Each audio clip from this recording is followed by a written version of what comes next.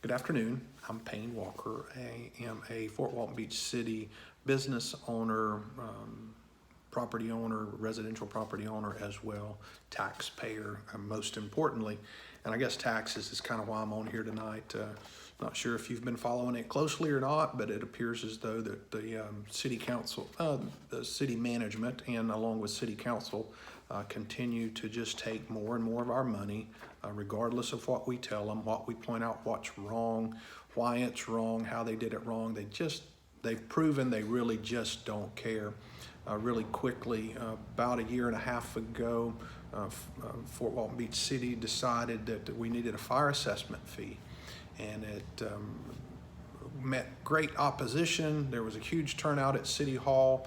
100 plus people spoke in opposition to the fire assessment fee.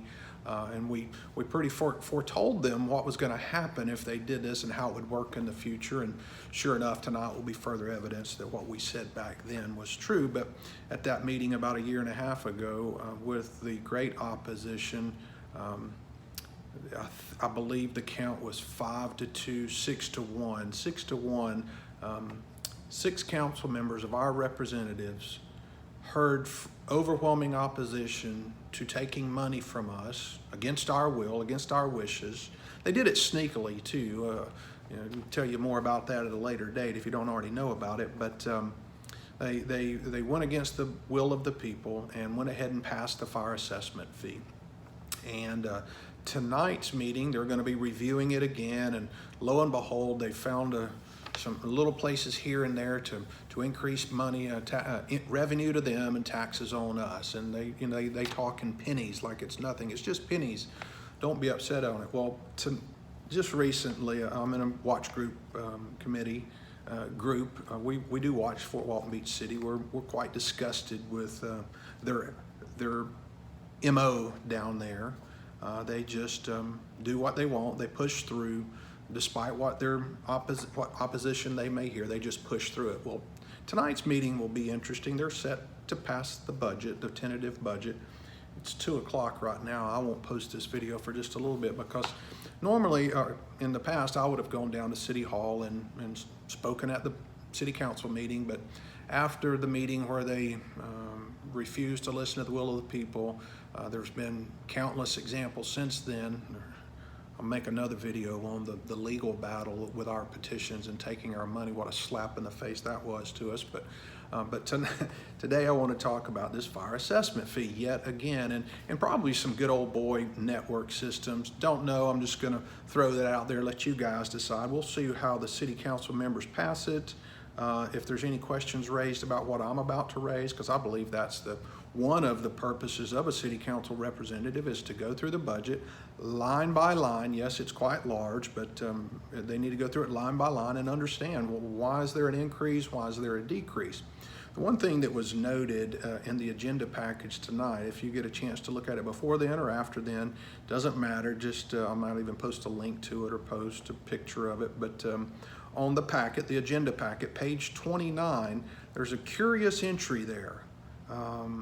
There's a particular building on Anchor Street that has an entry in there, and it's OVIND. It's an override. And you say, well, what is an override? Well, when they passed the fire assessment fee, it had certain classifications. 2 classifications in question today are industrial and office space. Office space was supposed to be, is taxed, is assessed a fire assessment fee. Industrial at 0.02, 2 cents per square foot.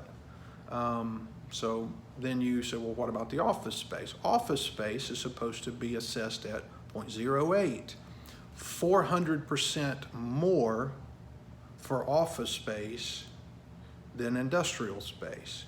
So if you'll look on page 29, you'll see one entry there. It happens to be on a 105,000 square foot office building, 100% on the Okaloosa County tax records. Every site you can find that building, it is air conditioned. I think it's 5 stories, air conditioned office space. Somehow, ironically, that particular building received a override. I'll be doing a Freedom of Information Act request, looking to see how that came to be. But more importantly, tonight, I would like to see one of the council members or more. If they don't ask, it would indicate a couple things. They already know why the override happened, or they don't know and they're not really paying attention. They're not going line by line. So don't know which one it will be. I'll encourage us all to reach out to our city council members after tonight's meeting and ask them what they knew about this override. Now, in the scheme of things, I think it's 105,000 square feet building, a little bit, 103,669 square feet.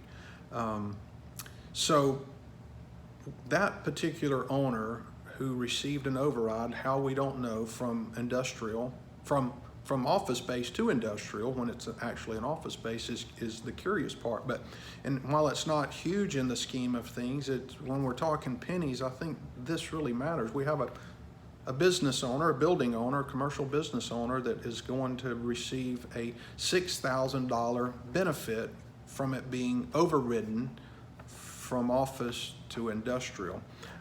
I personally didn't get any deduction on my building. I personally didn't get any deduction on my home.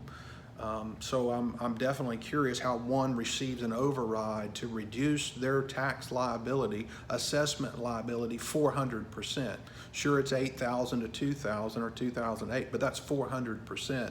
It does so happen, I've not confirmed it 100%, but I believe, after I've got to leave here shortly, but I'll be looking at it later. I believe that same building owner is the same entity, person, who received $1 million free giveaway in the form of water tap sewer fees in the north end of the county here recently. So is that good old boy system? Don't know. I know that I'm expecting my city council representatives to know how an override happened, how it is that a business, a property owner can go from 8,000 to 2,000 in an override, because I might like to apply for an override for my commercial building downtown. I'm an office, but if I can get it classified as an industrial and save 400% on that fee, might be interested in it. Probably more importantly, I'm actually interested in fair and honest representation, not a good old boy system. I want to pay what's fair, I want to pay what's right. And to be honest, I think the best thing that we could have happen is that we get city council under control and understand that we are watching them.